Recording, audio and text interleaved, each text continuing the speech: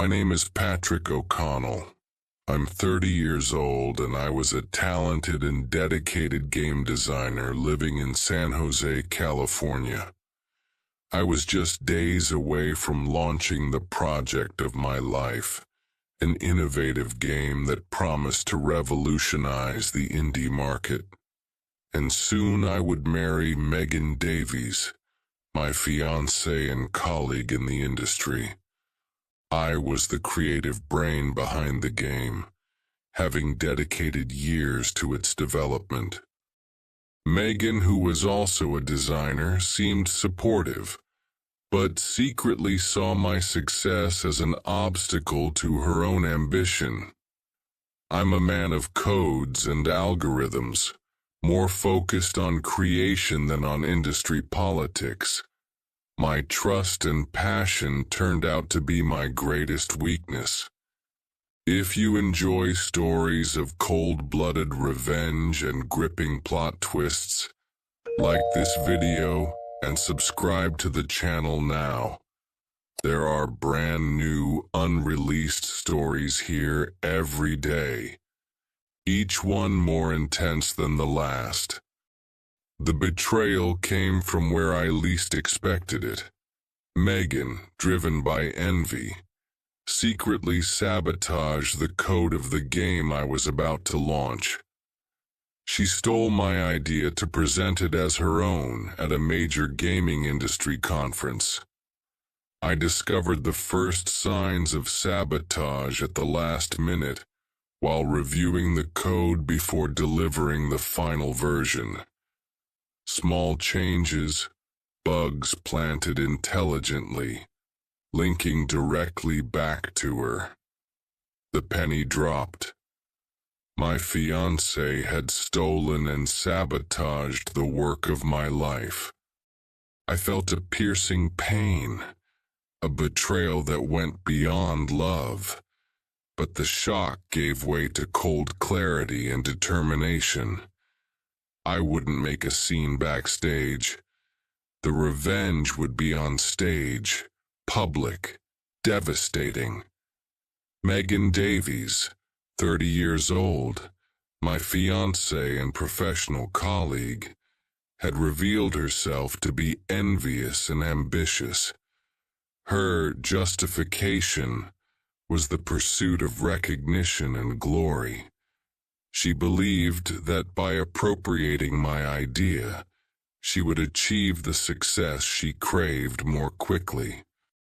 Looking back, I noticed Megan had become more competitive regarding my successes, and she showed unusual interest in specific segments of my code, under the pretense of helping. My intuition, as a programmer who understands vulnerabilities, made me question things. I began documenting every change, every access, creating a security log that would become my proof. Years before, I had incorporated into the game's base code a secret signature and a hidden flaw activated by copying. This flaw was designed so that if the code were replicated without my authorization or sabotaged, it would cause a spectacular error at the moment of greatest public use, without compromising the original system's integrity. I had an irrefutable digital record of my authorship and the changes made to the code, linking them directly to Megan. This would be the undeniable proof of her fraud. I didn't reveal my discovery or my plan to anyone.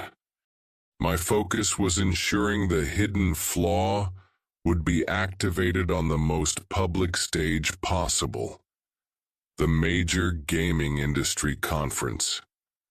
Megan's sabotage wasn't an impulsive act, but a strategy to steal my life's project and surpass me in the field, using my own creation against me. There were no direct accomplices, but Megan's ambition was so blind that she acted alone in this devastating betrayal. The betrayal was calculated for the moment of her greatest glory and my greatest humiliation. The conference was a spectacle. The Game Dev Summit in Los Angeles was the industry's biggest annual event, where careers were made and broken. Megan was on stage, confident, presenting my game to thousands of colleagues, investors, and journalists. She wore a sleek black blazer and spoke with the kind of polished confidence that comes from stolen preparation. The massive LED screen behind her displayed the game's title screen as she began her presentation. Ladies and gentlemen, I'm proud to introduce Neural Nexus, a revolutionary indie game that will change how we think about AI integration in gaming, she said, her voice carrying clearly through the packed auditorium. I sat in the third row, wearing a simple gray hoodie, completely invisible among the crowd. My hands were folded calmly in my lap, but my heart was racing with anticipation. Years of work had led to this moment. Not the moment of my triumph, but the moment of her downfall. The presentation started flawlessly. Megan navigated through the game's interface with practiced ease, explaining features she had never truly understood. The audience was captivated. Tech journalists frantically typed notes on their MacBooks. Venture capitalists in the front row leaned forward with interest. For 15 minutes, everything went exactly as she had planned. Now, let me show you the real innovation, Megan announced, clicking to initiate the live gameplay demonstration. Our proprietary AI system creates truly dynamic environments that adapt to player behavior in real time. The game loaded beautifully. The graphics were stunning. Months of my life condensed into pixels and code. The crowd murmured appreciatively as the main character moved through a futuristic cityscape. Megan's confidence was at its peak. She had stolen my life's work and was about to be rewarded for it in front of the entire industry. Then, exactly 17 minutes and 32 seconds into the demonstration, my hidden failsafe activated. The screen flickered once, then twice. Megan's mouse clicks became frantic as the game's frame rate dropped dramatically. The smooth animation turned into a stuttering mess. The audience began to shift uncomfortably in their seats. Technical difficulties, Megan laughed nervously, her voice cracking slightly. Let me just restart this section. But there was no restarting. The error cascade I had programmed years earlier was now in full effect. The game's memory usage spiked to impossible levels.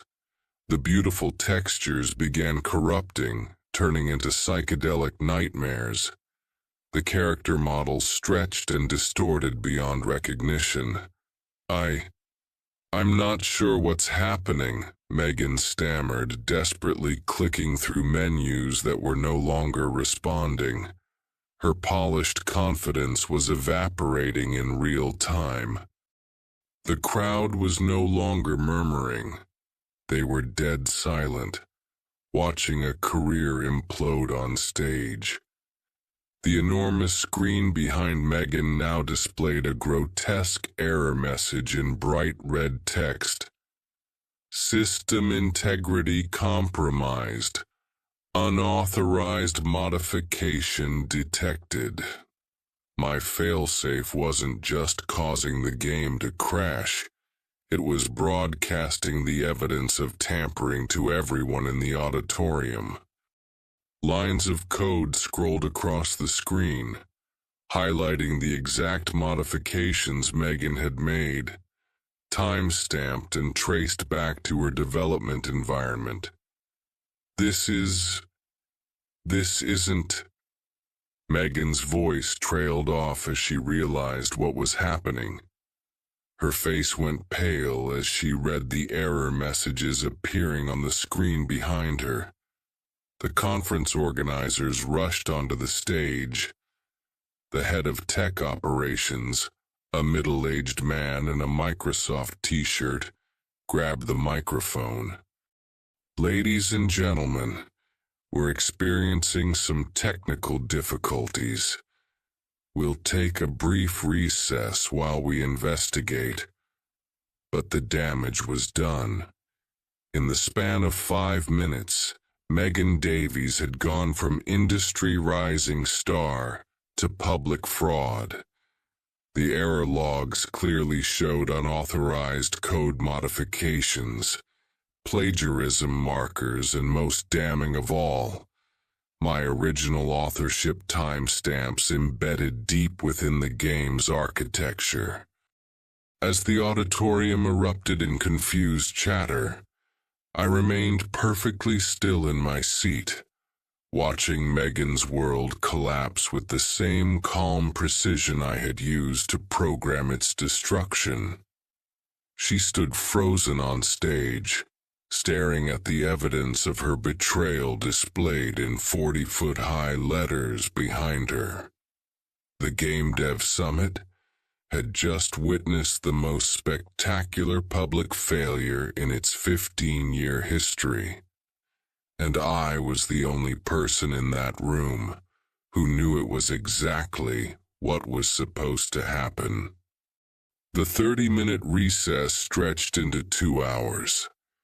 While the audience filed out for overpriced coffee and networking sessions, I remained in my seat, watching the chaos unfold from my front row seat to justice. Conference staff swarmed the stage like forensic investigators at a crime scene, their laptops and diagnostic equipment creating a maze of cables and blinking lights. Dr. Sarah Chen, the summit's chief technical officer and a legend in the industry, took personal charge of the investigation. She had built 3 successful game studios in Silicon Valley and had zero tolerance for fraud. I watched her examine the error logs with the methodical precision of a surgeon, her team of engineers hovering around her like residents in an operating room. "This is unprecedented," she announced to the conference organizers, her voice carrying across the nearly empty auditorium. "The code shows clear evidence of unauthorized modification and intellectual property theft. We need to conduct a full forensic audit before proceeding." Megan had been escorted to a private conference room, but I could see her through the glass partition, pacing like a caged animal. Her sleek black blazer was wrinkled now, her perfectly styled hair disheveled. She kept checking her iPhone, probably calling her lawyer or her agent, anyone who might help her escape the trap she had walked into. The investigation team worked with the efficiency of a federal task force. They connected my original development machine to their network, comparing timestamps, analyzing code signatures, and tracing the digital fingerprints I had embedded throughout the game's architecture. Every modification Megan had made was documented, cataloged, and cross-referenced against my original files. "Jesus Christ," one of the junior engineers whispered, loud enough for me to hear.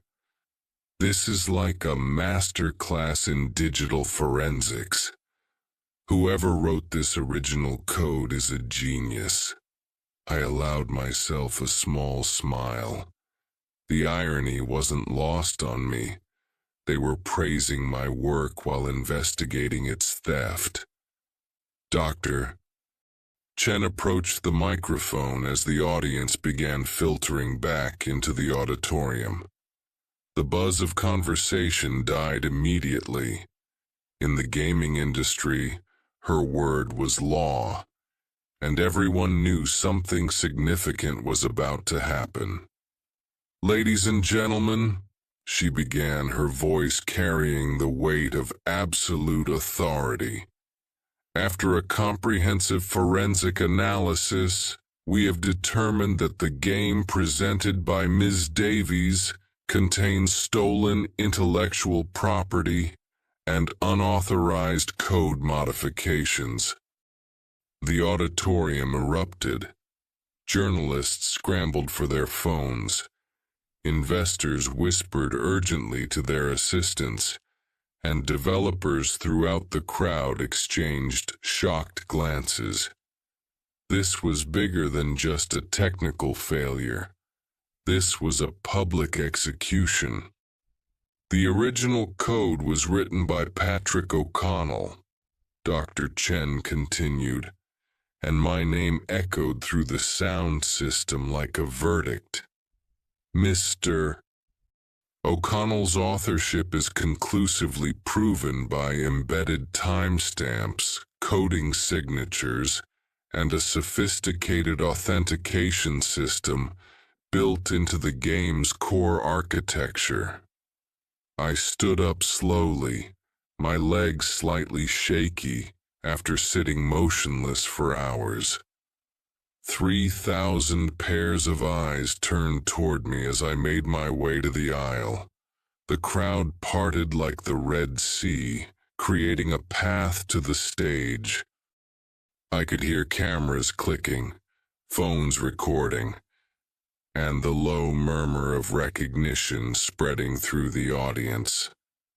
"Furthermore," Dr. Chen announced as I climbed the steps to the platform, "Ms. Davies's modifications appear to have been designed to sabotage the game's performance, suggesting not just theft, but malicious intent."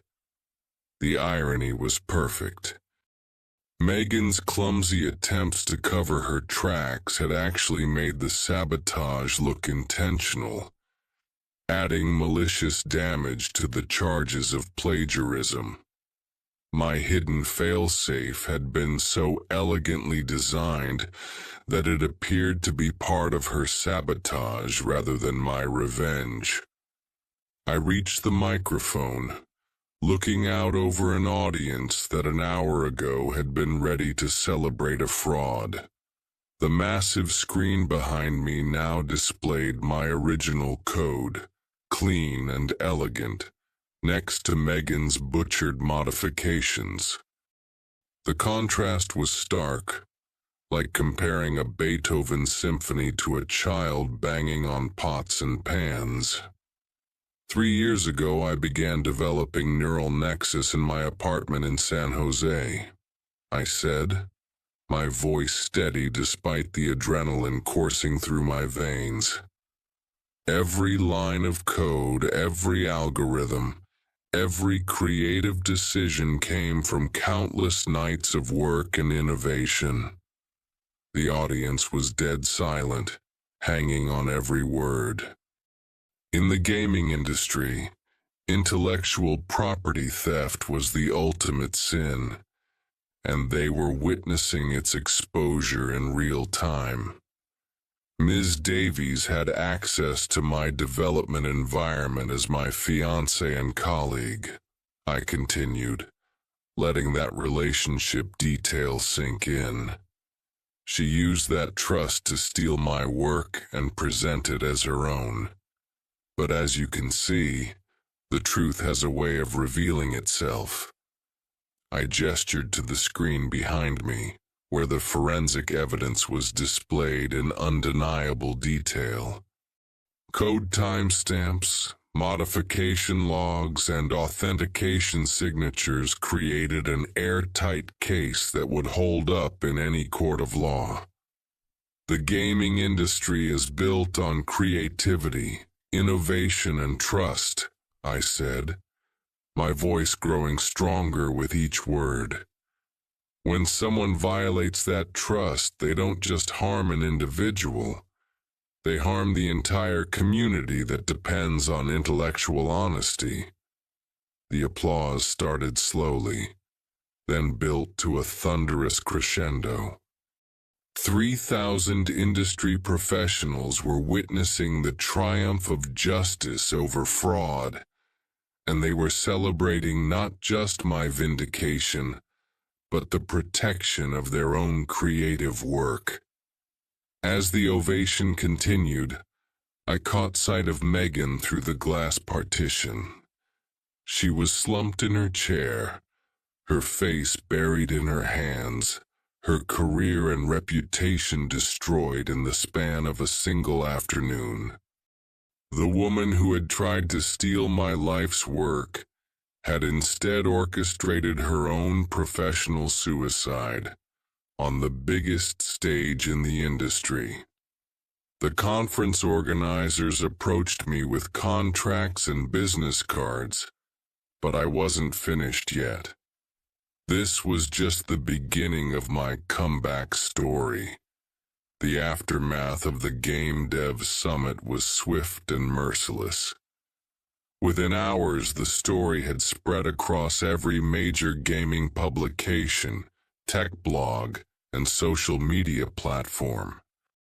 The great gaming fraud of 2024 became the industry's most talked about scandal, with my name attached not as a victim, but as the brilliant developer who had exposed it. By the time I returned to my hotel room at the Beverly Hills Marriott, my phone was buzzing with calls from publishers, investors, and journalists. CNN Tech wanted an exclusive interview. The Wall Street Journal was preparing a feature story. Venture capital firms from Sand Hill Road were offering meetings. The gaming industry, which had been ready to celebrate a fraud just hours earlier, was now falling over itself to support the victim of that fraud. But the most satisfying call came from an unexpected source: Electronic Arts. Their head of acquisitions, Michael Rodriguez, had been in the audience during the conference and wanted to discuss purchasing Neural Nexus for their indie division. The irony was perfect. The game Megan had tried to steal was now worth 10 times more because of her failed theft. "Patrick, what happened today was unprecedented," Rodriguez said during our phone call. "Your handling of the situation showed not just technical brilliance, but strategic thinking that we rarely see in this industry. We'd like to offer you a 7-figure deal for the game, plus a development contract for future projects." I took the deal, but not before making one condition. All press releases and marketing materials would tell the complete story of how the game was stolen and recovered. I wanted Megan's betrayal to be permanently linked to my success, a cautionary tale that would follow her for the rest of her career. The legal consequences came next. Within a week, my intellectual property lawyer, Jennifer Walsh from a prestigious Century City firm, had filed a comprehensive lawsuit against Megan for copyright infringement, breach of fiduciary duty, and fraud. The evidence was so overwhelming that her lawyers advised her to settle immediately, rather than face a public trial. Your foresight in documenting everything and building those authentication systems into your code made this the easiest intellectual property case I've ever handled, Walsh told me over lunch at Spago in Beverly Hills. Most IP theft cases take years to prove. You handed us a smoking gun with fingerprints. The settlement was substantial, enough to fund my next 3 game projects without outside investment. But more importantly, it included a clause requiring Megan to publicly acknowledge her theft and issue a formal apology through industry publications. She had to admit, in writing, that she had stolen my work and apologized to the gaming community for her fraud. The public apology appeared in Game Developer magazine 3 months later. It was buried on page 47, written in the dry legal language of defeat. I, Megan Davies, acknowledge that I unlawfully appropriated the intellectual property of Patrick O'Connell and presented his work as my own. I deeply regret this action and apologize to Mr. O'Connell and the gaming development community. Reading those words was more satisfying than any amount of money could have been. The woman who had tried to steal my life's work was now forced to publicly admit her crime and beg forgiveness from the very industry she had tried to deceive. But Megan's downfall was far from over. The gaming industry is surprisingly small, and word travels fast. Within 6 months, she was unemployable. Every major studio, indie developer, and gaming startup had heard the story. Her name had become synonymous with intellectual property theft, the kind of reputation that follows you forever in a creative industry built on trust and collaboration. I heard through mutual contacts that she had moved back to her parents' house in Phoenix, Arizona, and was working at a Best Buy selling video games to teenagers. The woman who had tried to steal my success was now explaining the features of PlayStation controllers to confused suburban parents. The poetic justice was almost too perfect. Meanwhile, Neural Nexus became a phenomenon. The game that had been sabotaged on stage in Los Angeles launched 6 months later to critical acclaim and commercial success. It won 3 awards at the Independent Games Festival, including Excellence in Design. The theft scandal had actually generated more publicity than any marketing campaign could have achieved. But the real vindication came when I established O'Connell Interactive, my own game development studio, in a converted warehouse in San Francisco's Soma district. The company was built on the principles that Megan had violated: creativity, integrity, and respect for intellectual property. My first hire was Dr. Sarah Chen, who had conducted the forensic investigation that exposed the fraud. You know what impressed me most about that day? She asked during our first strategy meeting in my new office. You never lost your cool. You could have made a scene, confronted her publicly, destroyed her reputation with drama. Instead, you let the truth speak for itself. That's the mark of a true professional. The truth was, I had learned something valuable from Megan's betrayal. Revenge is most effective when it's delivered with precision rather than passion. The best way to destroy someone who has wronged you isn't to attack them directly. It's to create conditions where they destroy themselves.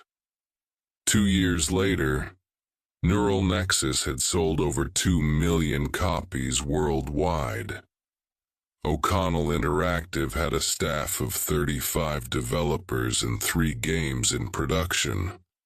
I had been featured on the cover of Wired magazine as one of the digital visionaries shaping the future of gaming. The theft that was supposed to end my career had actually launched me into the stratosphere of the gaming industry. The final piece of poetic justice came when I received an email from Megan herself, sent from a generic Gmail account.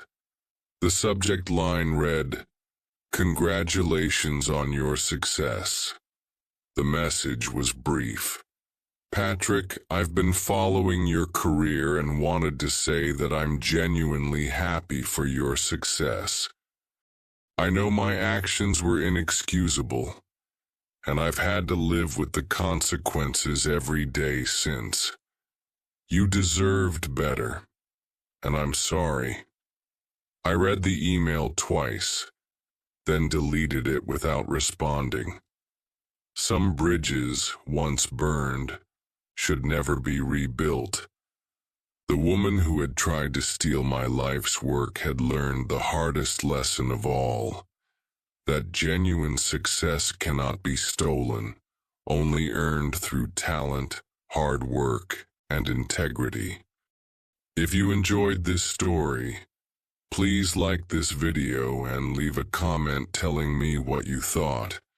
And if you're not already subscribed to the channel, please subscribe and hit the notification bell to receive alerts about new stories like this one. Thanks for watching, and I'll see you next time.